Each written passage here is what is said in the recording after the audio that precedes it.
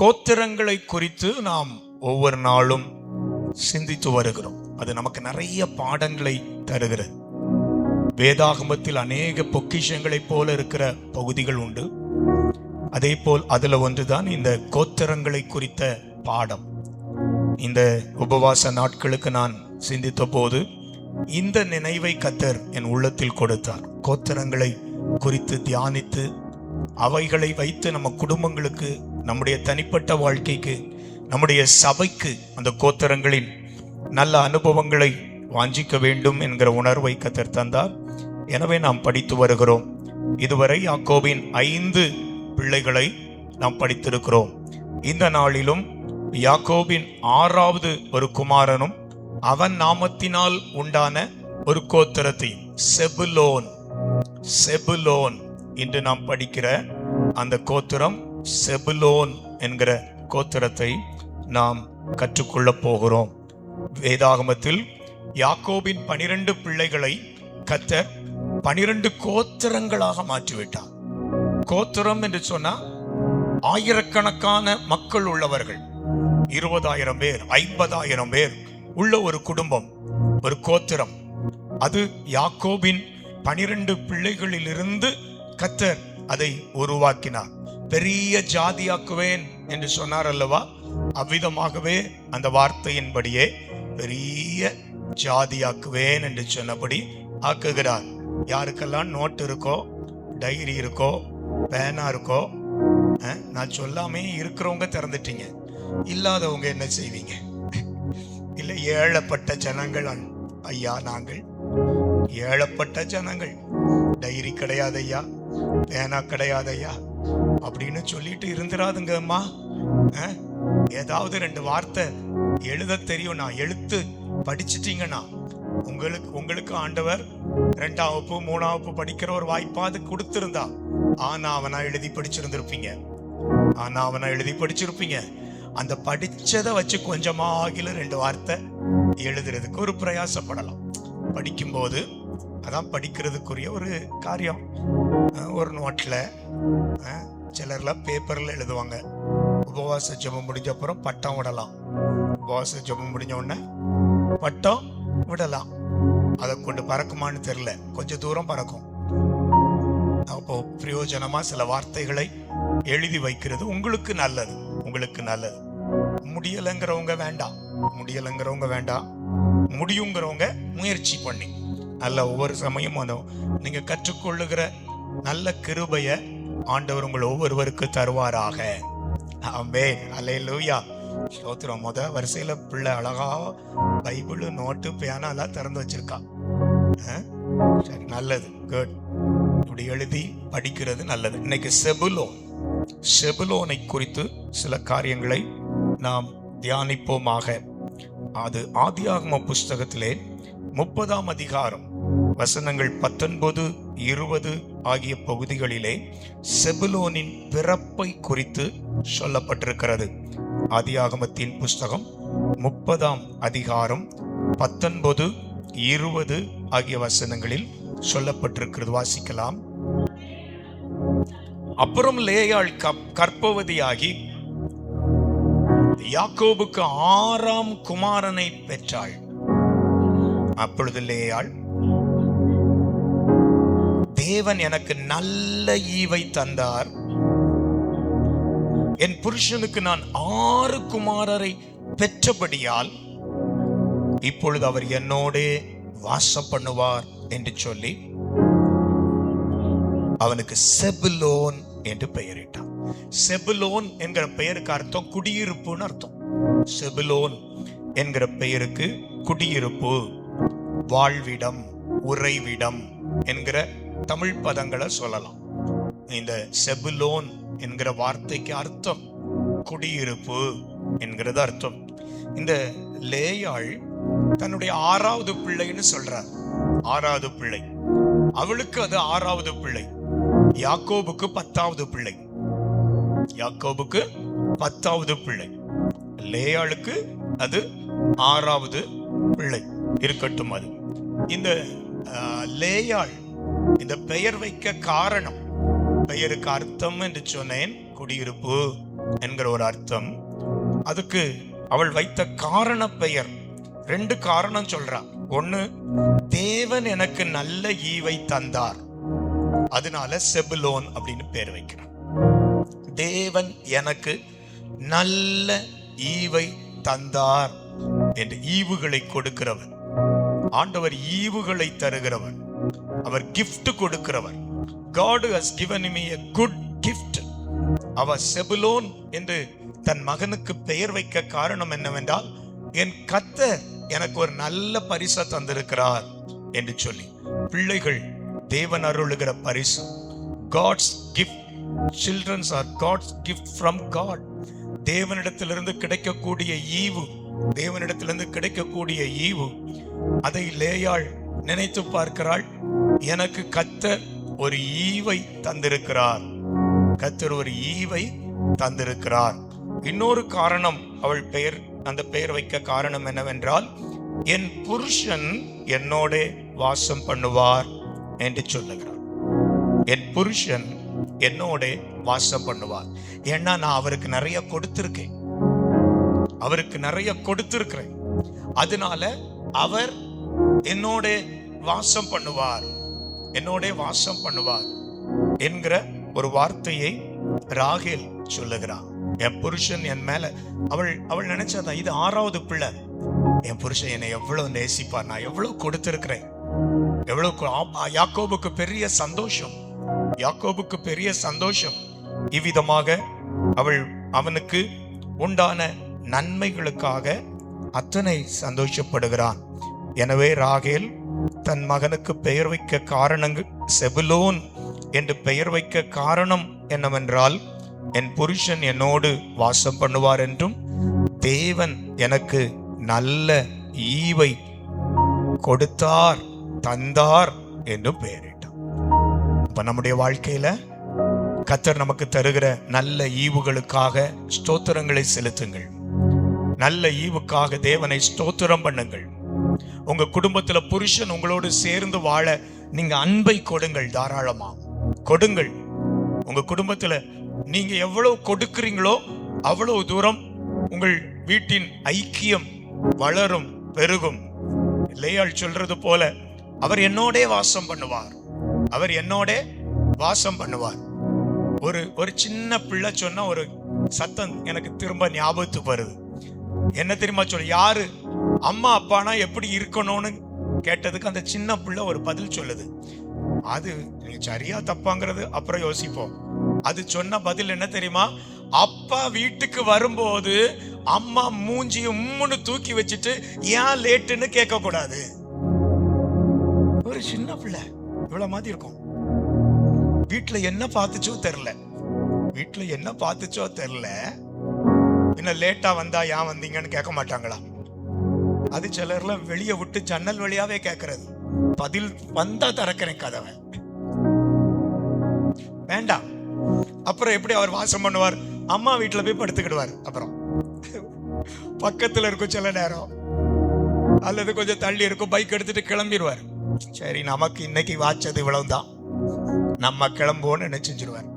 கிளம்பிடுவார். எப்படி சேர்ந்திருப்பார், எப்படி சேர்ந்திருப்பார். ராகுல் சொல்ல, என் புருஷன் என்னோட வாசம் பண்ணுவான், என் புருஷன் என்னோட வாசம் பண்ணுவான். அவன் சொல்ற, என்னுடைய தியாகம், என்னுடைய ப்ரொடெக்டிவிட்டி, என்னுடைய ஆசீர்வாதம், நான் குடும்பத்துக்கு ஆசீர்வாதமா இருக்கிறேன், குடும்பத்துக்கு ஆசீர்வாதமா இருக்கிறேன், குடும்பத்துக்கு ஆசீர்வாதமா இருக்கிறேன். பிள்ளைகளை கொடுக்கிறோமோ இல்லையோ, அன்பை கொடுப்போம். முதல்ல குடும்பத்துல அன்பை கொடுப்போம். அது ஒரு பெரிய ஐக்கியத்தை உண்டாகும். அன்னாள் அழுத போது எல்கானா சொன்னது என்ன தெரியுமா? 10 பிள்ளைகளை காட்டிலும் உனக்கு நான். ஆமா, எத்தனை பிள்ளைகள் இருந்தாலும் அது 2வது. நீங்க எப்படி உங்க கணவருக்கு இருக்கிறீங்க, ஒரு கணவர் நீங்க எப்படி உங்க மனைவிக்கு இருக்கிறீங்க, அதுலதான் அவங்க மகிழுவாங்க, அவங்க சந்தோஷப்படுவாங்க, சந்தோஷப்படுவாங்க. ஒருத்தர் சொன்னார், அடுத்த பிறவின்லாம் ஒண்ணு உண்டுனா உன் கூட நான் வாழ மாட்டேன். அடுத்த பிறவின்னு ஒண்ணு உண்டானா, அவ்வளவு அனுபவிச்சிட்டாரு இந்த பிறவியிலே. இனி ஒரு பிறவினா உன் கூட நான் வாழல. அன்பை செலுத்துங்கள். ராகேல் ஒரு நல்ல வார்த்தை சொல்றார், என் புருஷன் என்னோட வாசம் பண்ணுவார். ஏன்னா நான் கொடுக்கிற பெண்ணா இருக்கிறேன், நான் அன்பு கொடுக்கிற பெண்ணா இருக்கிறேன், நான் ப்ரொடெக்டிவிட்டி என்னிடத்துல உருவாக்கப்படுதல் இருக்குது, வீட்டுக்காக நான் இருக்கிறேன். குடும்பங்கள் ஆசீர்வதிக்கப்பட்டிருப்பதாக. செபுலோனின் துவங்கி அவன் கோத்திரத்தை நாம் படிக்கும்போது சில பாடங்கள் நம்முடைய வாழ்க்கையிலும் நம்முடைய குடும்பத்திற்கும் அது அவசியமா இருக்கட்டும். அவைகளை நாம் புரிந்து கற்றுக்கொள்ள ஆண்டவர் கிருபை தரட்டும். இரண்டாவது ஒரு குறிப்பு என்ன தெரியுமா? இவன் தகப்பனாகிய யாக்கோபு இவனை பற்றி சொன்னது என்ன, அது படிக்க போறேன். ஏன்னா 12 கோத்திரத்தை பற்றி அப்பா சொல்லிட்டு போயிருக்கிறார். 12 கோத்திரத்தை பற்றி, 12 பிள்ளைகளை பற்றி சாக முன்னால உன் கோத்திரம் எப்படி இருக்கும், உன் கோத்திரம் எப்படி இருக்கும், கோத்திரத்தை பார்க்க முன்னாலே சொல்லிட்டு போயிருக்கிறார். அது கர்த்தர் கொடுத்த வெளிப்பாடு. அதைத்தான் நீங்க ஆதியாகமம் 49 பார்க்க முடியும். 49 இந்த செபுலோனை குறித்தும் இவனுடைய தகப்பனாகிய யாக்கோபு சொல்லிட்டு போன வார்த்தை இருக்கிறது. என்ன வார்த்தை தெரியுமா? இந்த செபுலோனை குறித்து யாக்கோபு சொல்லிட்டு போயிருக்கிறார். அது ஆதியாகமத்தின் புஸ்தகம் 49 அதிகாரத்துல 13 வசனத்தில் இருக்கிறது. அவன் எங்க குடியிருப்பான்ங்கிறத சொல்லி இருக்கிறார். அவன் எங்க குடியிருப்பான், அதுபடியா உங்களுக்கு பங்கு கிடைச்சது. கடைசியா கடல் துறை அருகே குடியிருப்பான். இரண்டாவது அவன் எப்படி இருப்பான், முதல்ல அவன் எங்க இருப்பான், இரண்டாவது அவன் எப்படி இருப்பான், அப்புறம் எது வரைக்கும் அவன் எல்லை இருக்கும். இந்த 3 கேள்விக்கும் அப்பா அவனுக்கு தெளிவா பதில் சொல்லிட்டு போறார். அவங்க அப்பா அவனுக்கு தெளிவா பதில் சொல்லிட்டு போறார். என்னெல்லாம்? ஒண்ணு, அவன் கடல் துறை அருகே குடியிருப்பான். அவனுக்கு பங்கு கானான் தேசத்துல எங்க கிடைக்கும்னா கடல் பகுதியில அவனுக்கு பங்கு கிடைக்கும். அப்பவுமே சொல்லிட்டார், உன்னுடைய பங்கு எங்க கிடைக்கும்? யோசுவாவால சுதந்திரிக்கப்பட்டு பின்பு பங்கிடப்படுகிற தேசம். ஆனா எப்பவுமே சொல்லியாச்சு, யாரு? அப்பா யாக்கோபு, உனக்கு கடல் பகுதியிலே, நீ கடல் அருகே குடியிருப்பாய். கன்னியாகுமரியிலே குடியிருப்பாய், கன்னியாகுமரி மாவட்டத்திலே குடியிருப்பாய். கடற்கரை. அதனால இங்க இருந்து கல்யாணமாகி யாரும் திருச்சிக்கு போக மாட்டேங்காங்க, இங்க இருந்து யாரும் கல்யாணமாகி தர்மபுரிக்கு போக மாட்டேங்க. அங்க இருந்து ஒரு மாப்பிள்ளை வந்தா நோ, ஏன்னா கடற்கரை அருகே குடியிருப்பாய். என்ன வாக்கு தத்தம் கிடைச்சோ தெரியல, தெரியல. வாக்கு தத்தங்கள் எதுவா? இவனுக்கு கிடைச்ச வாக்கு தத்தம் என்னன்னா கடற்துறை அருகே குடியிருப்பாய். அடுத்தது, நீ எப்படி இருப்பாய் தெரியுமா? உன் வாழ்க்கை எப்படிப்பட்டதா இருக்கும் தெரியுமா? கப்பல் துறைமுகம் போல் உன் வாழ்க்கை இருக்கும். கப்பல் துறைமுகம் போல் உன் வாழ்க்கை இருக்கும். கப்பல்களாக, துறைமுகங்களாக. அப்படின்னா நீ நல்ல பிசினஸ் பண்ணுவாய். கர்த்தர் உன் வியாபாரத்தை ஆசீர்வதிப்பார். உன்னுடைய உழைப்பை கர்த்தர் ஆசீர்வதிப்பார். நீதிமொழிகள் 31:14 ஒரு வியாபார கப்பல்னு அவளை சொல்லியிருக்கு. அவளை குறித்து பைபிள் சொல்லியிருக்கு. அந்த பெண்ணை குறித்து அவள் எப்படிப்பட்டவளா இருப்பாளாம் தெரியுமா? வியாபார கப்பலாய். அவள் வியாபார கப்பல் போல் இருக்கிறாள். தூரத்தில் இருந்து தன் ஆகாரத்தை கொண்டு வருகிறாள். குணசாலியான ஸ்திரியை செபுலோனை குறித்து சொல்லப்பட்டது. நீ எப்படி இருப்பாய் என்றால் கப்பல் துறைமுகமாய் நீ இருப்பாய். You will be like a harbour. உன்ட ஷிப்ஸ் வந்துட்டு போகும். உன்னிடத்துல கப்பல்கள் வரும். அப்படின்னா கப்பல்கள் வரும்னா துறைமுகத்துல கப்பல்கள் அன்னைக்கெல்லாம் மோஸ்ட்லி பிசினஸ், வியாபாரங்கள். இன்னைக்கும் நிறைய ஸ்ட்ரைட் ஆஃப் ஹார்மோஸ் அப்படிங்கிற ஒரு துறைமுகம் ஏரியா மூடப்பட்டது. இந்த ஈரான் வார்ல மூடப்பட்ட உடனே நமக்கு பெட்ரோல் வேற உயர்ந்துட்டு, என்னங்க அந்த ஸ்ட்ரைட் ஆஃப் ஹார்மோஸ்ல ஓடுற தண்ணியா நமக்கு பெட்ரோலா வருதுன்னா இல்ல. இந்த உலகத்துல 80% நினைக்கிறேன் பெட்ரோல் அந்த துறைமுகம் வழியா தான் வருது. ஸ்ட்ரைட் ஆஃப் ஹார்மோஸ் அந்த துறைமுகத்தை மூடுனாங்க யுத்தத்தினால. நாங்க திறக்க மாட்டோம், விட மாட்டோம்னு.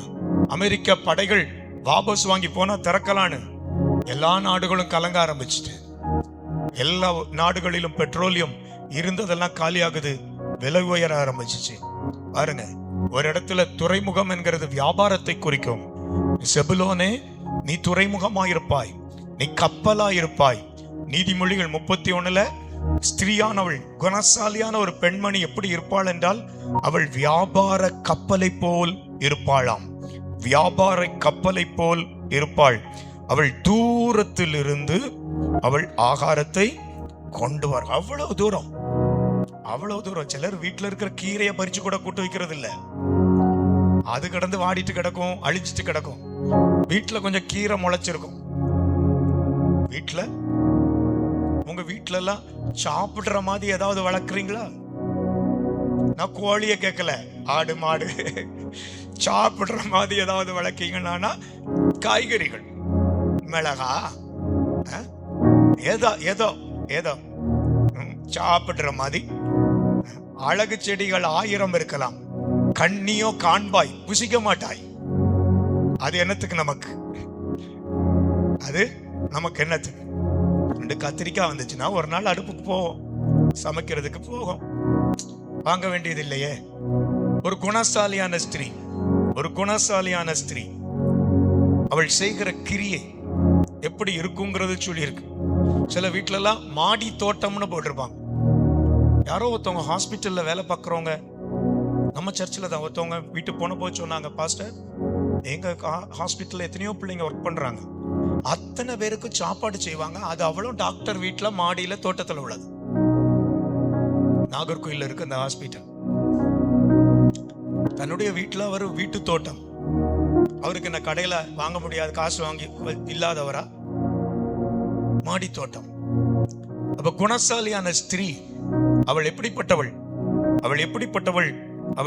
அவளுடைய கிரியைகள் எப்படிப்பட்டவள்? 10ஆம் வசனத்திலிருந்து துவங்குது. குணசாலியான ஸ்திரீயை கண்டுபிடிப்பவன் யார்? அவள் விலை முத்துக்களை பார்க்கிலும் உயர்ந்தது. அவள் புருஷனுடைய இருதயம் அவளை நம்பும். அவன் சம்பத்து குறையாது. அவள் உயிரோடு இருக்கும் நாளெல்லாம் அவனுக்கு தீமை அல்ல, நன்மையே செய்கிறாள். ஆட்டு மயிரையும் சணலையும் தேடி தன் கைகளினாலே உற்சாகத்தோடு வேலை செய்கிறாள். அவள் வியாபார கப்பல்களை போல் இருக்கிறாள். தூரத்திலிருந்து தன் ஆகாரத்தை கொண்டு வருகிறாள். இருட்டோடே எழுந்து தன் வீட்டாருக்கு ஆகாரம் கொடுத்து தன் வேலைக்காரிகளுக்கு படியளக்கிறாள். ஒரு வயலை விசாரித்து அதை வாங்குகிறாள். தன் கைகளின் சம்பாத்தியத்தினால் திராட்சை தோட்டத்தை நாட்டுகிறாள். தன் பலத்தால் இடைக்கட்டி கொண்டு தன் கைகளை பலப்படுத்துகிறாள். தன் வியாபாரம் பிரயோஜனம் உள்ளது என்று அறிந்திருக்கிறாள். இரவிலே அவள் விளக்கு அணையாது தன் கைகளை ராட்டினத்திலே வைக்கிறாள். அவள் விரல்கள் கதிரை பிடிக்கும். சிறுமையானவர்களுக்கு தன் கையை திறந்து ஏழைகளுக்கு தன் கரங்களை நீட்டுகிறாள். தன் வீட்டார் அனைவருக்கும் இரட்டைப்புரை உடுப்பிருக்கிறதினால் தன் வீட்டாரின் நிமித்தம் குளிருக்கு பயப்படாள். இரத்தின கம்பளங்களை தனக்கு உண்டு பண்ணுகிறாள். மெல்லிய புடவையும் இரத்தாம்பரமும் அவள் உடுப்பு. பாருங்க என்னெல்லாம் ட்ரெஸ் எல்லாம் பற்றி. சிலர் எல்லா சீசனுக்கும் மஃப்ளர் வாங்குவார்கள், எல்லா சீசனுக்கும் குல்லா வாங்குவார்கள். ஏன்? அது ஒரு சீசன்ல இத்து போறதா வாங்குனீங்க? இல்ல எங்கேயோ வச்சுட்டீங்க, தொலை, இது காணாம போகுது. அது எங்கேயும் வைக்கிறதுக்கு ஒரு இடம் வைக்கணும். குளிர்கால ஆடைகள் இந்த இடத்துக்குள்ளேயே வைப்போம். அப்போ நீங்க குளிர் வரும்போதெல்லாம் ஸ்வெட்டர் வாங்க வேண்டியதில்லை, மஃப்ளர் வாங்க வேண்டியதில்லை, காதுல ஒண்ணு வச்சு இப்படி அடைச்சிட்டு போறது வாங்க வேண்டியதில்லை. அப்படிதானமா? உண்மைதானே? இல்லையா? பாத்தீங்களா எவ்வளவு தூரம் கவனமா இருக்கிறாள். நல்ல பெண்கள், நல்ல பெண்கள். நேற்று ஆண்கள் இதுல ஒருத்தர் குறிப்பு சொன்னார். ஆண்களுக்காக ஜெபிப்போம். நான் ஒவ்வொருத்தட்டியா குறிப்பு கேட்டேன், மைக்க கொடுத்து நீங்க தான் சொல்லணும் அப்படின்னு. அப்போ ஒரு பிரதர் எழும்பி சொன்னார், ஆண்கள் தங்கள் வீட்டில் பொறுப்புள்ளவர்களாய் நடக்க வேண்டும், ஜெபிப்போம். அவர் சொன்னவரே ஒரு ஆம்பளைதான், சொன்னவரே ஒரு ஆம்பளைதான். இப்போ நீங்க பொம்பளையில் இருக்கீங்க, மற்றவங்க இருக்கிறீங்க, உங்களுக்கு நான் சொல்றேன் எப்படி செபுலோனை குறித்து சொல்லப்பட்ட ஒரு காரியம். அவன் கப்பல் துறைமுகமாய் இருப்பான். வியாபார கப்பலை போல் இருப்பீர்களாக. அப்படின்னா போற வீட்டுல இருந்தெல்லாம் தூக்கிட்டு வருவீர்கள் என்றால் வியாபார கப்பலை போல.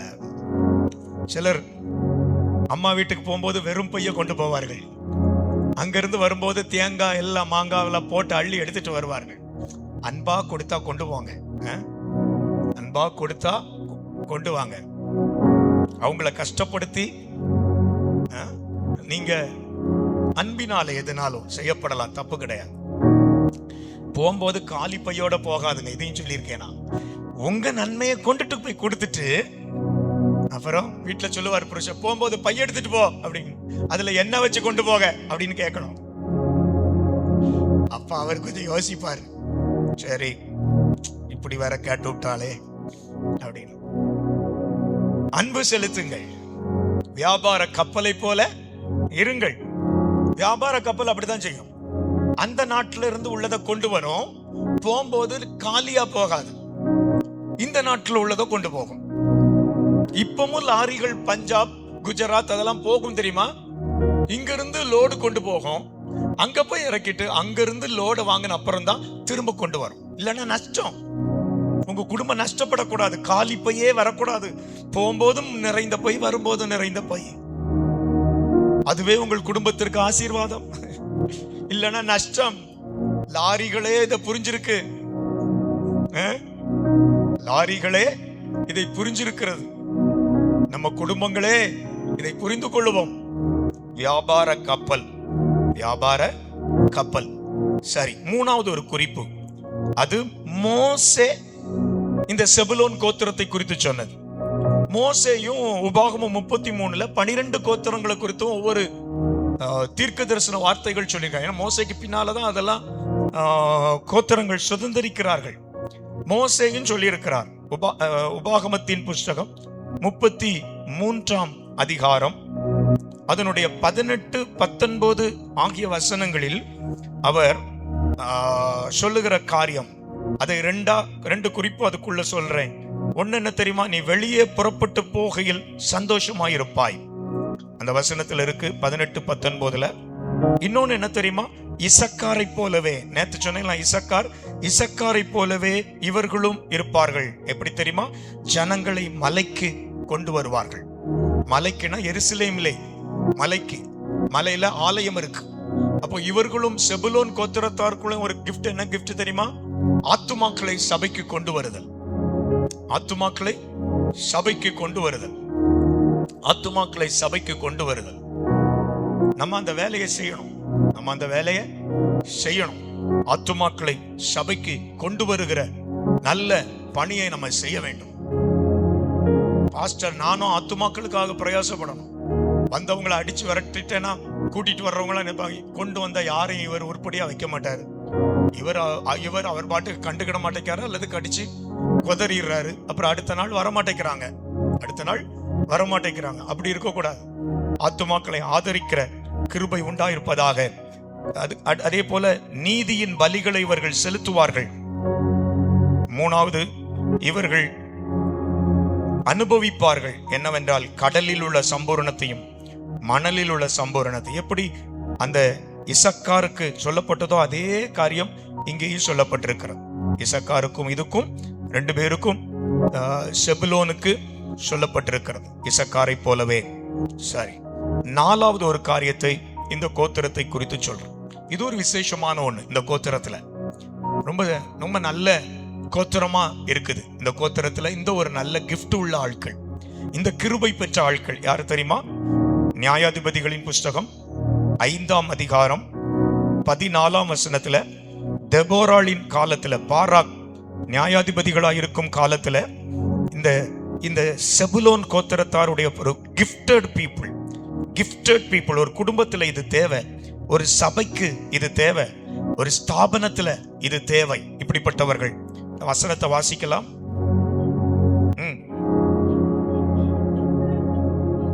சரி, அது பென்யமீனை குறித்து. சரி, இங்கதான் செபுலோனில் இருந்து எழுதுகோலை பிடிக்கிறவர்களும் இறங்கி வந்தார்கள். அப்ப செபுலோன் கோத்திரத்துல யார் நிறைய ஆட்கள் இருந்திருக்காங்கன்னா, எழுதுகோலை பிடிக்கிறவர்கள், ரைட்டர்ஸ். ஒரு சபைக்கும் ஒரு ஸ்தாபனத்திற்கும் ஒரு ஒரு இடத்திற்கும் மிக அவசியமானவர்களில் ஒரு கூட்டம் யாருன்னா எழுத்தர்கள், ரைட்டர்ஸ். அன்னைக்கு எஸ்ரா ஒரு ஸ்கிரைப்னா வேதபாரகன். அவங்க வேலை என்ன தெரியுமா? பைபிளை எழுதணும். அன்னைக்கு பிரிண்டிங் பிரஸ்லாம் கிடையாது, பைபிளை எழுதணும். நம்மளும் ஒரு சமயம் எல்லாரும் சேர்ந்து பைபிள் எழுதணும். உள்ள இருக்குது நம்ம கையால முழு வேதாகமத்தையும் நம்ம சபையில் உள்ள விசுவாசிகளே நம்ம எழுதணும், முழு வேதாகமத்தை. எப்படி ஒரு நல்ல முயற்சி அன்னைக்கு நடந்தது. எல்லாரும் அதுல உற்சாகமா ஈடுபட்டதுனால எல்லாரும் எழுதி முடிச்சோம். உங்க கையெழுத்தெல்லாம் அதுல என்ன செய்யும்? இருக்கும். அன்னைக்கு ரைட்டர்ஸ் அன்னைக்கு செபுலோன்ல யார் இருந்திருக்கிறாங்கன்னா எழுதுகிறவர்கள் இருந்திருக்கிறாங்க. வேதாகமத்தை பிரதி எழுதுகிறவர்கள் இருந்தால் அநேக வேதாகமங்கள் வரும். அன்னைக்கு எழுதிதான் பைபிள் வரணும். நமக்கு அப்படித்தான் பைபிள் கிடைக்கணும்னா எத்தனை பேர் எனக்கு ஒரு பைபிள் கண்டிப்பா கிடைச்சிருக்கும்னு சொல்லுவீங்க?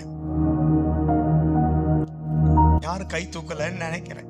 ஏன்னா நம்மளாலெல்லாம் எழுத முடியாதுப்பா. இவ்வளவு யாரு எழுதுறது? யாரு ஒரு சங்கீதம் வேணா எழுதுவேன், எழுதுகிறவர்கள். இன்னைக்கு இத்தனை பேர் நோட்டு பெண்ணோட வந்திருக்காங்க பாத்தீங்களா? கர்த்தர் வைத்திருக்கிற செபுலோனுக்காக ஸ்தோத்திரம். அல்லேலூயா. எழுதுகிறவர்கள் அவங்க வந்து எழுத மாற்றப்பட மாட்டாங்க, எழுத கஷ்டப்பட மாட்டாங்க, எழுதுவதை வருத்தமா நினைக்க மாட்டாங்க. ஐயோ பேனா எடுக்கணுமா, நோட் எடுக்கணுமா, டைரி எடுக்கணுமா அப்படின்னு நினைக்க மாட்டார்கள். செபுலோன் கோத்திரத்தார் வசனம் சொல்லுது எழுதுகோலை பிடித்திருக்கிறவர்கள். இன்னைக்காவது fountain pen, refill pen, ink pen, இன்னும் என்னதெல்லாமோ பென். அன்னைக்கு கோழி இறகு பென். ஒரு நாள் கோழி இறகு பென். எப்படி உதிர்ந்த கோழி இறக மைக்கூட்டுல இப்படி தொட்டிட்டு இப்படி கொஞ்சம் உதறிட்டு ஒரு எழுத்து ஓட மாட்டேங்கி. சீனு போடலன்னா சா போட்டேன் மேல கொம்புக்கு இங்கு இல்ல, திரும்ப தொடரும். இப்படி இருந்தா எத்தனை பேர் எழுதுவோம்? அதுக்கும் முந்திய காலத்துல செபுலோன்ல எழுதுகோலை பிடித்தவர்கள். எழுதுகோல் நினைச்சு பாருங்க. செபுலோன் கோத்திரத்தின் சிறப்பு எவ்வளவு அருமையானவர்கள். இன்னைக்கு இருக்கிற நாட்களுக்காக ஆண்டவருக்கு நன்றி சொல்லுங்க. சபைக்கு வரும்போது டைரி பேனாலாம் எடுத்துட்டு வந்து செபுலோன் கோத்திரத்தார போல ஏதோ ஒன்ன நோட் பண்ணுங்க. முடிஞ்சத தப்பு இல்ல. என்னைக்கோ ஒரு நாள் பார்க்கலாம், இல்ல வீட்டுல போய் பார்க்கலாம், வீட்டுல போய் சொல்லலாம். வீட்டுல இருக்கிறவங்களுக்கு இன்னைக்கு கேட்ட வசனம் இது அப்படின்னு சொல்லலாம். ஆண்டவர் உங்களுக்கு அந்த செபுலோனின் கோத்திரத்தார் எழுதுகோலை பிடித்தவர்கள், ரைட்டர்ஸ் இருந்தாதான் நிறைய காரியம் வெளிவரும். எழுதுகிறவர்கள் இருந்தால் நிறைய காரியங்கள் வெளிவரும், கொண்டு வரப்படும், புத்தகங்கள் வடிவில வரும்.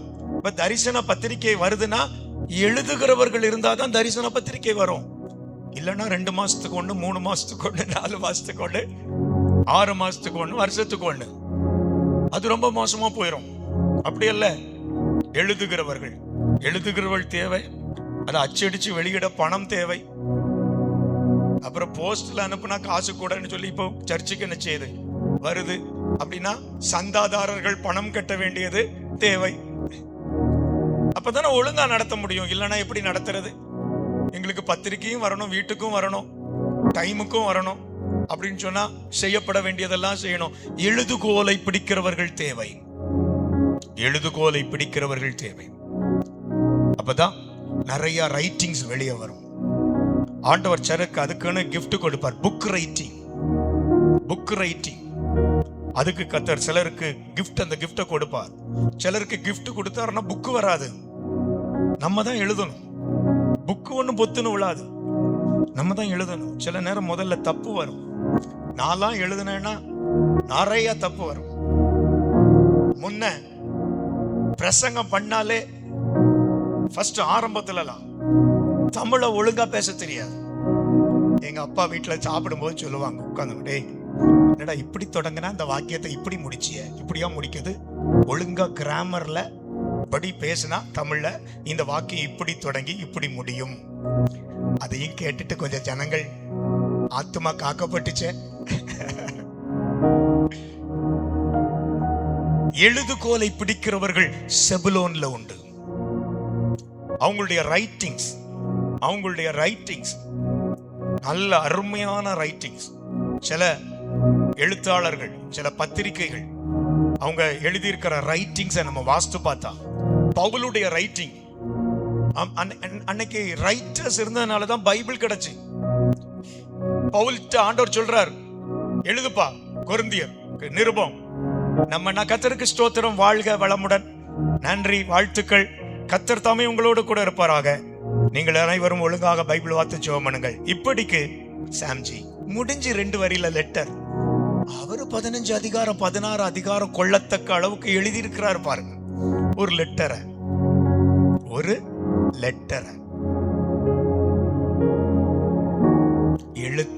எழுதுகோலை பிடிக்கிறவர்கள் சிறப்பானவர்கள் செபுலோன். இன்னைக்கு நம்ம வாஞ்சிக்கணும், ஆண்டவரே எனக்கும் எழுதணும்.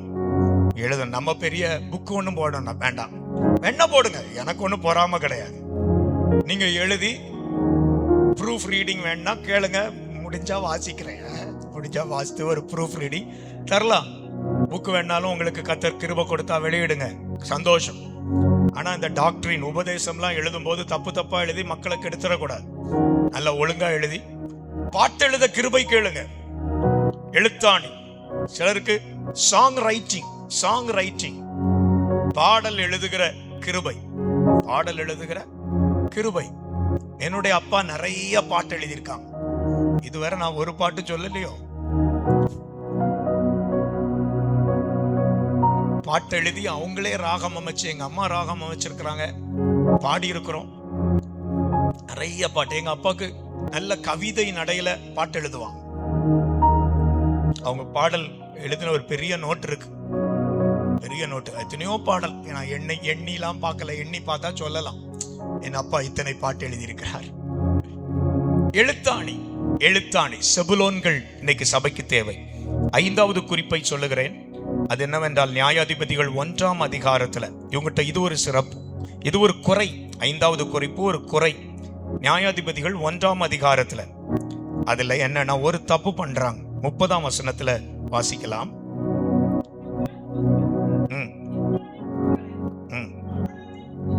செபுலோன் கோத்திரத்தார் கித்ரோவின் குடிகளையும் நகலோனின் குடிகளையும் துரத்தி விடவில்லை.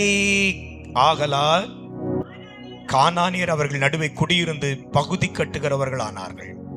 துரத்த வேண்டியவங்களை துரத்தாம விட்டுட்டாங்க இந்த செபுலோன் கோத்திரத்தார். ஒரு குறைவு இந்த கோத்திரத்தாரை குறித்து ஒரு குறைவு.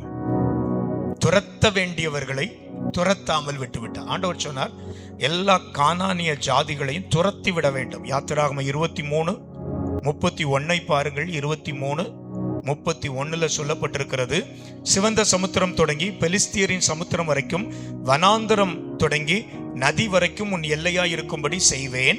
நான் அந்த தேசத்தின் குடிகளை உங்கள் கையில் ஒப்பு கொடுப்பேன். நீ என்ன தெரியுமா செய்யணும்? நீ அவர்களை உன் முன்னின்று துரத்தி விடுவாய். ஆண்டவர் கொடுத்த வார்த்தை, துரத்தி விடுவாய். ஆனா இவங்க என்ன பண்ணிட்டாங்க தெரியுமா? துரத்தாம வச்சுட்டு அவங்கள பகுதி கட்ட பண்ணாங்க. அப்படின்னா எங்களுக்கு நீங்க மாசம் இவ்வளவு கொடுத்துடணும், வருமானமா மாத்திட்டாங்க அவங்கள. நீ வேணா இருந்துக்கோ, இல்ல அவன் பெரிய ஆபத்து, அவன் அந்நிய தெய்வத்தை வணங்குகிறவன், அவனால உனக்கு பெரிய ஆபத்து வரும். துரத்த வேண்டியத நீ துரத்திரு. துரத்தாம விட்டினா நீ தான் கஷ்டப்படுவான், முள்ளா இருப்பான் அவன். அப்படிதான் ஆண்டவர் சொன்னார். அவன் உனக்கு முள்ளா இருப்பான், இருந்து குத்திக்கிட்டே இருப்பான் உன்னைய. நீ ஐயோ ஆண்டவரே கர்த்தாவே அவனுக்காக ஜெபிக்கிறேன். நீ ஏன் வம்பா ஜெப குறிப்பை கூட்டினா? அன்னைக்கே நீ துரத்தி இருந்தா இன்னைக்கு இந்த ஜெபம் பண்ண வேண்டியது இல்லை, ஏன்னா உனக்கு குத்து விழாது. நீ துரத்த வேண்டியவைகளை துரத்து. எதெல்லாம் துரத்தணும் தெரியுமா? 1-2 காரியங்களை சொல்றேன். ஆதியாகமத்தின் புஸ்தகம் 15ஆம் அதிகாரத்துல ஆபிரகாம் துரத்தின ஒண்ணு இருக்கு. ஆதியாகமத்தின் புஸ்தகம் 15ஆம் அதிகாரத்துல ஆபிரகாம் துரத்தின ஒண்ணு 9ஆம் வசனத்திலிருந்து 11ஆம் வசனம் வரை இருக்கு.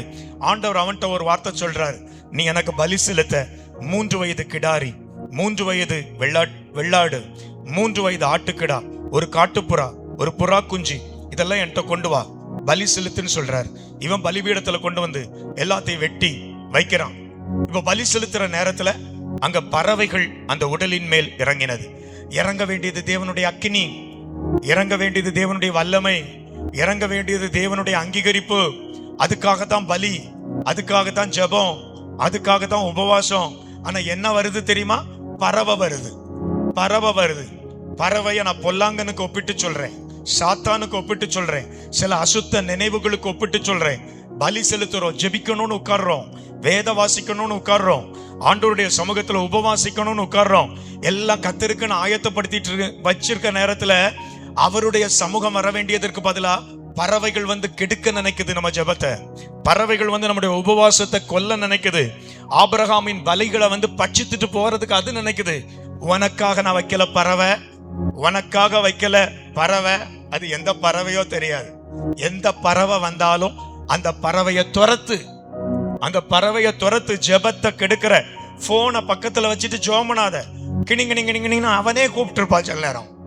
அந்த பயல பெரிய ஆளு, எந்த பய? அவனை தான் திட்டுறேன், அவனை தான் திட்டுறேன். வானமண்டலத்தின் பொல்லாத சேனைகளின் ஆவி. நம்ம ஜெபிக்கிற நேரம் தான் போனை ஒண்ணுல சைலண்ட்ல போட்டுருங்க, சைலண்ட்ல ஆஃப் பண்ணாதுங்க. ஏன்னா யாரும் கூப்பிட்டு இருந்தா தெரியாது, அவசியமா கூப்பிட்டு இருப்பாங்க. சைலண்ட்ல போட்டுட்டு கமத்திருங்க. நிமித்தினா கூட அந்த லைட் வந்து கூப்பிடும், ஏ வா ஏ வா அப்படின்னு கூப்பிடும். ஏவாளும் வேண்டாம், ஒரு வாவும் வேண்டாம், மாத்தி போட்டுட்டு ஜெபம் பண்ணுங்க.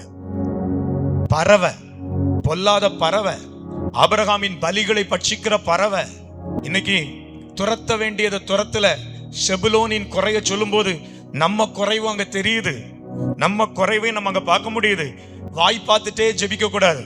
நான் சொன்னேன், உருட்டி உருட்டி ஒரு அம்மா பார்த்து உருட்டி உருட்டி கண்ணையும் உருட்டுது, கையையும் உருட்டுது, கண்ணையும் உருட்டுது, கையையும் உருட்டுது. அப்புறம் எங்க ஜெபம் நடக்கும்? ஜெபிக்கிறோமா?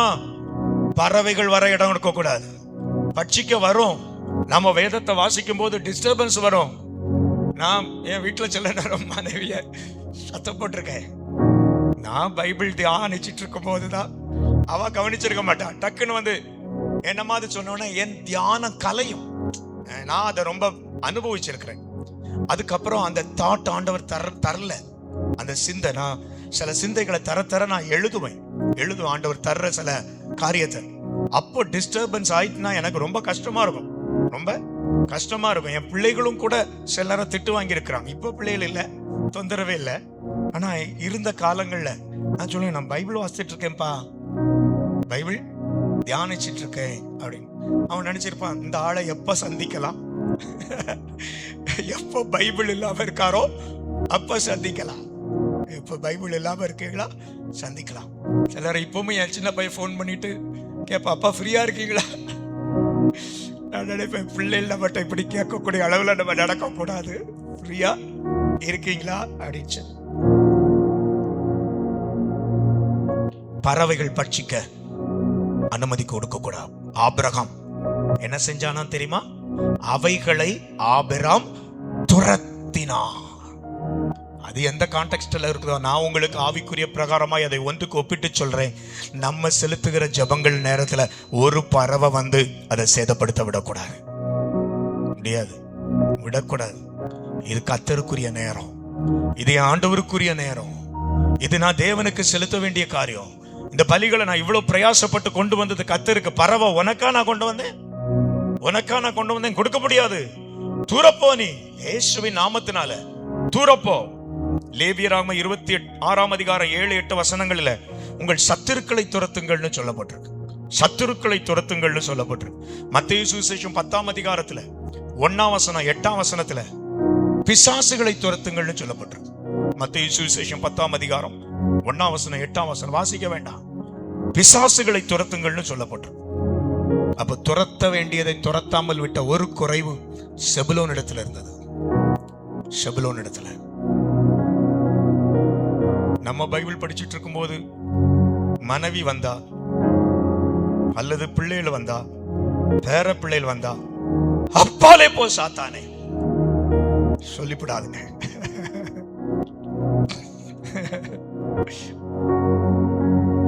சரியா? பாஸ்டர் நீ சொல்லிட்டாரு, செபுலோன் பண்ண தப்பை இனி நான் பண்ணுவேனா? இல்ல ஆபிரகாம் பண்ணின தப்ப நான் பண்ணுவேன். ஆபிரகாம் துரத்தினான், செபுலோன் தான் துரத்தாமல் போனான். சரி, ஏதோ ஒண்ணு பதில் சொல்லிட்டு திரும்ப ஆண்டவரே. சிலர் தூக்கத்துல எழுப்புனாதான் அவ்வளவு சண்டை போடுவாங்க தெரியுமா? பைபிள் வாசிக்கும் போது எழுப்புனா கூட சண்டை போட மாட்டாங்க. அதை மூடி வச்சுட்டு என்னம்மா அப்ப வாரேனா போவோம். ஆனா தூக்கத்துல இருந்து தட்டிருங்க சூடு வரும். வேத தியானத்துல ஜெப நேரத்துல இப்படி ஒரு அக்கினி இருக்கணும். ஆபிரகாம் பறவைய பார்த்துட்டு விரட்டி விட்டானே பார்க்கலாம். இனி இந்த பக்கம் வந்துடாத. கர்த்தருக்காக கர்த்தருக்காக கர்த்தருக்காக. ஆறாவது ஒரு குறிப்பை சொல்லுகிறேன். செபுலோனை குறித்து ஒரு நல்ல குறிப்பு, இந்த கோத்திரத்தை குறித்து ஒரு நல்ல குறிப்பு. தெபோராளின் காலத்துல இவங்க நல்லா இருந்திருக்காங்க. நியாயாதிபதிகளின் புஸ்தகம் 5ஆம் அதிகாரம் அதனுடைய 18வது வசனத்தை பாருங்கள். 5ஆம் அதிகாரம் 18ஆம் வசனம். செபுலோனும் நப்தலியும் போர்க்களத்து முனையிலே தங்கள் உயிரை எண்ணாமல் மரணத்துக்கு துணிந்து நின்றார்கள். 2 குறிப்பு இதுக்குள்ள இருக்கு இவங்களை பற்றி. ஒன்று என்ன தெரியுமா? போர் முனையில் இருக்கிறவர்கள். இவங்க பயந்தவர்கள் அல்ல. செபுலோன் கோத்திரத்தாரை குறித்து சொல்லப்பட்டிருக்கிறது, இவர்கள் போர் முனையில் இருக்கிறவர்கள். They dare to war. They dare to war. சண்டை போடுறதுக்கு அந்த அளவுக்கு அவங்களுக்குள்ள.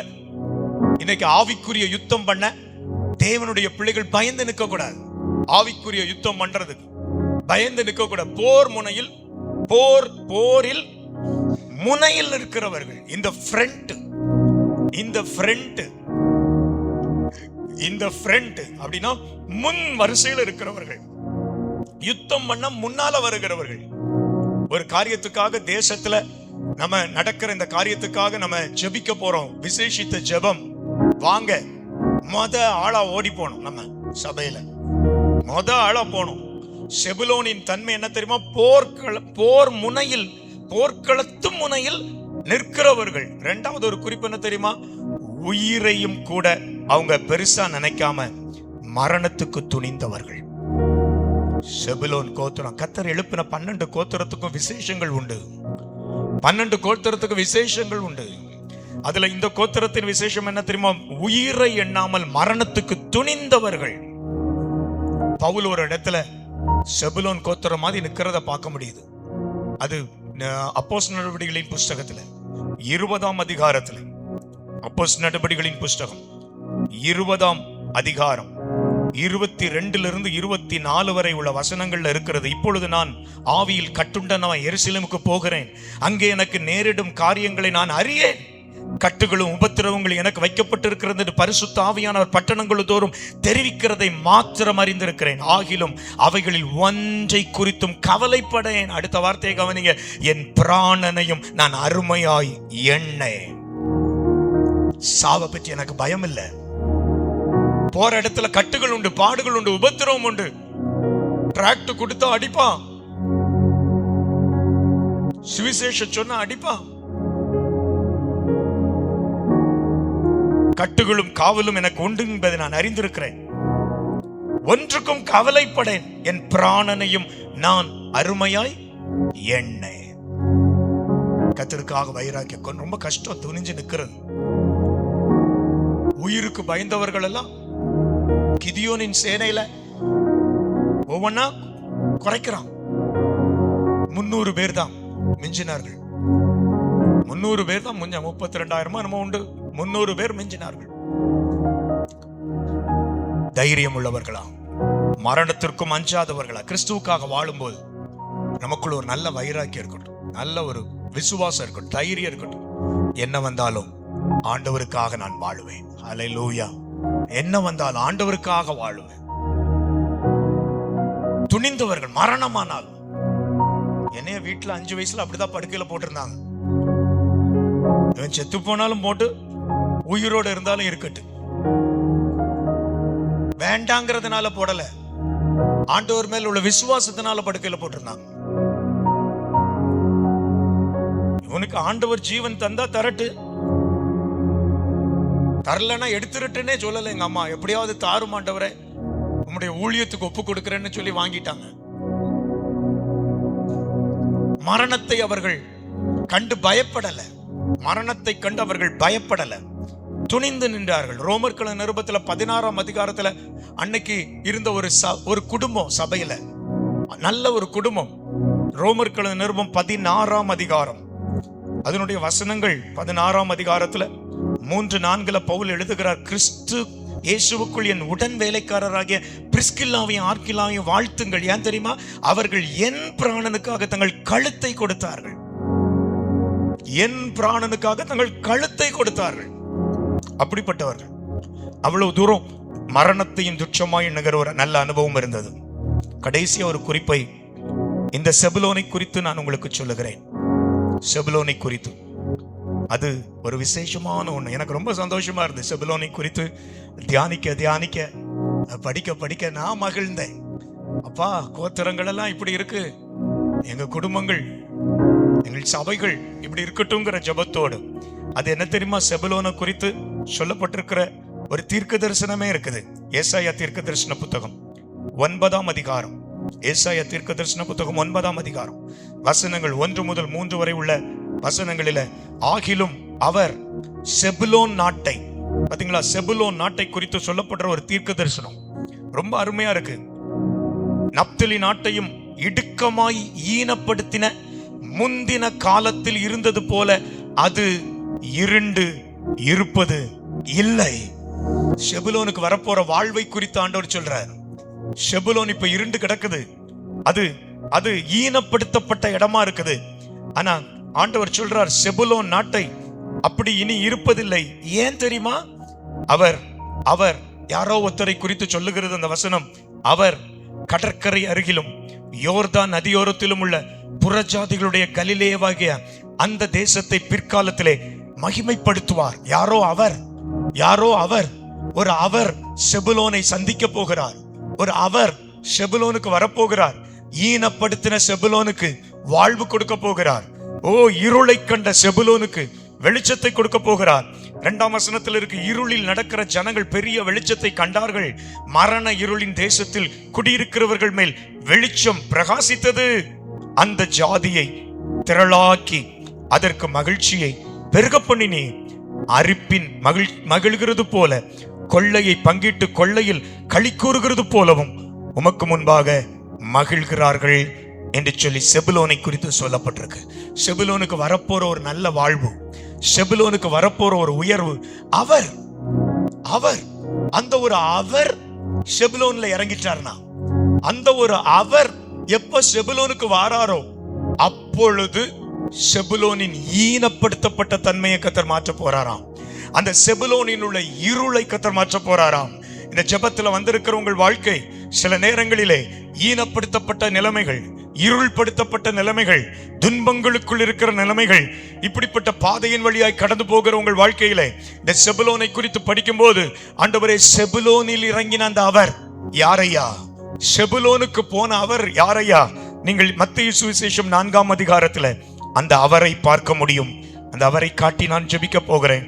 மத்தேயு சுவிசேஷம் 4ஆம் அதிகாரம் 1ஆம் வசனத்திலிருந்து 3ஆம் வசனம். மத்தேயு சுவிசேஷம் 4ஆம் அதிகாரம் 13ஆம் வசனத்திலிருந்து 16ஆம் வசனம் வரை இருக்கிறது. நாசரேத்தை விட்டு செபுலோன், நப்தலி என்னும் நாடுகளின் எல்லையில் இருக்கும் கடற்கரைக்கு அருகான கப்பர் நகுமிலே வந்து வாசம் பண்ணினார். இயேசுவை பற்றி சொல்லப்படுகிற வார்த்தை எப்படி ஏசாயா 9ல ஒரு அவர் செபுலோனுக்குள்ள வருவார்னு சொல்லப்பட்டதோ, அது பல நூற்றாண்டுகள் தாண்டி, சுமார் ஒரு 600 ஆண்டுகள் தாண்டி நிறைவேறுகிறதை மத்தேயு எழுதி வைக்கிறார். என்ன எழுதுகிறார் என்று பாருங்கள். நாசரேத்தை விட்டு, இயேசு நாசரேத்தை விட்டு செபுலோன், நப்தலி என்னும் நாடுகளின் எல்லைகளில் இருக்கும் கடற்கரைக்கு அருகான கப்பர்நகுமிலே வந்து வாசம் பண்ணினார். கடற்கரை அருகிலும் யோர்தானுக்கு அப்புறத்திலும் உள்ள செபுலோன் நாடு, நப்தலி நாடும் ஆகிய புறஜாதியாருடைய கலிலேயாவிலே இருளில் இருக்கும் ஜனங்கள் பெரிய வெளிச்சத்தை கண்டார்கள். மரண இருளின் திசைகளில் இருக்கும் வெளிச்சம் உதித்தது என்று ஏசாயா தீர்க்கதரிசியினால் உரைக்கப்பட்டது நிறைவேறும்படி இப்படி நடந்தது. எத்தனை பேர் இந்த வார்த்தைக்காக ஒரு கை தட்டி ஆண்டவருக்கு நன்றி சொல்ல? செபுலோனிலே இறங்குகிற ஒருவர் எங்கள் சபையிலே எங்கள் குடும்பத்திலே எஸ் ஈனப்படுத்தினவைகளை மாற்றுகிற ஒரு கர்த்தர், இருளாக்கப்பட்ட இடத்தை மாற்றுகிற ஒரு கர்த்தர். இந்த பகல் நேரத்தில் செபுலோனை குறித்து சிந்திக்கிற ஜெபிக்கலாமா? 1-2 வார்த்தை சொல்லி ஜெபிக்க போகிறோம். செபுலோனை குறித்து சில பாடங்களை படித்திருக்கிறோம். எது உங்க வாழ்க்கையில இன்னைக்கு தொட்டுச்சோ, நோட்டை வேணா திறந்து வைக்கலாம், தப்பு இல்லை. ஜெபிக்கும் போது நீங்க எழுதின நோட்டை திறந்து வச்சு பார்த்து நீங்க எழுதியிருப்பீங்க, இந்த பாயிண்ட் எனக்கு தேவை. அதுல ஒரு புள்ளி வச்சிருப்பீங்க, ஒரு ஸ்டார் போட்டிருப்பீங்க. இதெல்லாமோ நான் செய்கிறதெல்லாம் உங்களுக்கு சொல்றேன். ஏன்னா எனக்கு இந்த வார்த்தை தேவை, எனக்கு இந்த வார்த்தை தேவை, எனக்கு இந்த வார்த்தை தேவை. எத்தனை பேர் நீங்க இந்த நேரத்தில் ஆண்டவரே செபுலோனை குறித்து என்னோடு பேசிக் கொண்டிருக்கிறீர், அந்த கோத்திரத்தை குறித்து என்னிடத்தில் நீர் இந்த நேரத்தில் உணர்த்தி கொண்டிருக்கிறீர். ஆண்டவரே அந்த கோத்திரத்தை குறித்து எங்களுக்கு நீர் சொல்லிக் கொண்டிருக்கிறீர். நாங்கள் படிக்கும் போதே அதன் நடுவே தேவனுடைய கிரியைகளை நாங்கள் எதிர்பார்க்கிறோம் ஆண்டவரே, எதிர்பார்க்கிறோம் ஆண்டவரே. ஜெபிக்கலாமா? ஹல்லேலூயா, ஹல்லேலூயா. உங்கள் வாழ்க்கையில கர்த்தர் கிரியை செய்வாராக, உங்கள் வாழ்க்கையில கர்த்தர் கிரியை செய்வாராக. ஹல்லேலூயா. தேவன் எனக்கு நல்ல ஈவை தந்தார், அதனாலதான் செபுலோன்னு பெயரிடுகிறா. ஹல்லேலூயா. குடும்பத்துல என் புருஷன் என்னோடு சேர்ந்து இருப்பா, என் புருஷன் என்னோட வாசம் பண்ணுவா. யாக்கோபை குறித்து, யாக்கோபு செபுலோனை குறித்து சொன்ன வார்த்தைகள் மிக அருமை. கப்பல் துறைமுகம் போல் இருப்பாய், நீ ஒரு வியாபார கப்பலை போல் இருப்பாய். எத்தனை ஸ்திரீகள் ஜெபிக்கிறீங்க, எத்தனை சகோதரர்கள் ஜெபிக்கிறீங்க. ஆமென். செபுலோனை போல் நீங்கள் இருப்பீர்கள், நீங்கள் வியாபார கப்பலை போல் இருப்பீர்கள். நீங்க உழைக்கிற இடத்துல இருந்து பலனை வீட்டுக்கு கொண்டு வருவீர்கள். சில பலன்களை கொண்டு வரும்போது நீங்கள் வியாபார கப்பல் என்பதை கர்த்தர் உறுதிப்படுத்துகிறார். ஹல்லேலூயா, ஹல்லேலூயா, ஹல்லேலூயா. நீ வெளியே பொறுப்பட்டு போகையில் சந்தோஷமா இருப்பாய். ஜனங்களை மலைக்கு நீ அழைத்து கொண்டு வருவாய். நீதியின் பலிகளை நீ செலுத்துவாய். நீ கடலின் சம்பூரணங்களை அனுபவிப்பாய், மணலின் அனுபவங்களை நீ அனுபவிப்பாய். ஹல்லேலூயா. எழுதுகோலை பிடிக்கிறவர்கள் உன்னில் ஏராளம் பேர் எழும்புவார்களாக. ஹல்லேலூயா. எத்தனை பேர் விரும்புறீங்க நம்ம சபையில கர்த்தர் ரைட்டர்ஸ் எழுப்புவாராக, நல்ல எழுதுகிற தாளந்துள்ள பிள்ளைகளை எழுப்புவாராக.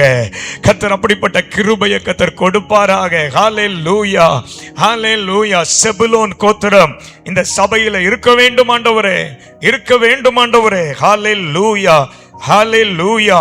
ஸ்தோத்திரம் ஆண்டவரே. பிசாசுகளை துரத்துங்கள், ஜெபத்தை கெடுக்கிற பறவைகளை துரத்துங்கள், உபவாசத்தை கெடுக்கிற பறவைகளை துரத்துங்கள்.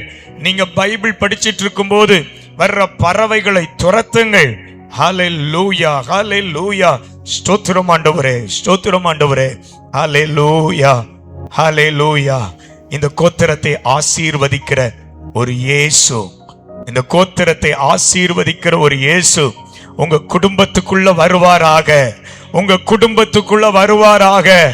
அவர் வருவா, ஈனப்படுத்தப்பட்டவைகளை மாற்றுவா, இருளானவைகளை மாற்றுவா, கண்ணீரை மாற்றுவா, உங்க குடும்பத்தில் இருக்கிற சாபத்தை அவர் மாற்றுவா. அத்தனை காலம் 600 வருஷமா இருண்டு கிடக்கிற ஒரு இடத்துக்குள்ள நமது நசரேயனாகிய இயேசு நாசரேத் ஊரை விட்டுட்டு செபுலோன் நாட்டுக்குள்ள காலடி எடுத்து வைக்கிறார். ஏன் தெரியுமா? உன்னை ஈனப்படுத்தின நிலைமையில் இருந்து உன்னை ஆசீர்வதிக்கப்பட்ட நிலைமைக்குள்ள கொண்டு வர்றதுக்கு. நல்ல ஆவியில நிரம்பி கொஞ்ச நேரம் கர்த்தரை ஸ்தோத்திரம் பண்ண நான் கேட்கிறேன். அபிஷேகத்தோடு இந்த வார்த்தையை ஏற்றுக்கொள்ள கேட்கிறேன். உங்களுக்குள்ள ஆவியினால் இந்த வார்த்தை உட்பிரவேசிப்பதாக. ஹல்லேலூயா, ஹல்லேலூயா, ஹல்லேலூயா, ஹல்லேலூயா. தேவ கிரியைகள் வெளிப்படட்டும் என்று நாங்கள் ஜெபிக்கிறோம். தேவ கிரியைகள் வெளிப்படட்டும் என்று நாங்கள் ஜெபிக்கிறோம். ஹல்லேலூயா, ஹல்லேலூயா. நம்ம எல்லாரும் ஒருமித்து கர்த்தரை ஸ்தோத்திரம் பண்ணுவோமா? ஸ்தோத்திரம், ஸ்தோத்திரம், ஸ்தோத்திரம், ஸ்தோத்திரம், ஸ்தோத்திரம். ஆண்டவருடைய நல்ல வார்த்தைகளுக்காக நாம் கர்த்தரை ஸ்தோத்திரம் பண்ணுவோம். ஸ்தோத்திரம், ஸ்தோத்திரம், ஸ்தோத்திரம், ஸ்தோத்திரம், ஸ்தோத்திரம், ஸ்தோத்திரம், ஸ்தோத்திரம், ஸ்தோத்திரம் ஆண்டவரே. ஹல்லேலூயா. எங்கள் அன்பின் நல்ல பிதாவே, இந்த ஜெப நாட்களில் குடும்பங்களை நினைக்க, குடும்பங்களுக்காக ஜெபிக்க நீ தருகிற நேரங்களுக்காக கர்த்தரை துதிக்கிறோம் ஆண்டவரே. செபுலோனை குறித்து தியானிக்கவும் வேதத்தை படிக்கவும் எங்களுக்கு தந்த வாய்ப்புக்காக ஸ்தோத்திரம். உடைய வார்த்தைகளில் எத்தனை புதையல்கள் இருக்கிறது, எங்களுக்கு சொல்லிக் கொடுக்க எத்தனை ரகசியங்கள் அதுக்குள் இருக்கிறது. இவைகளால் நாங்கள் பலனடைகிறோம். தொடர்ந்து உம்முடைய சமூகத்தில் ஜெபிக்க கிருபை தாரும். இயேசுவின் மூலம் ஜெபிக்கிறோம் எங்கள் நல்ல பிதாவே. ஆமென். ஆமென்.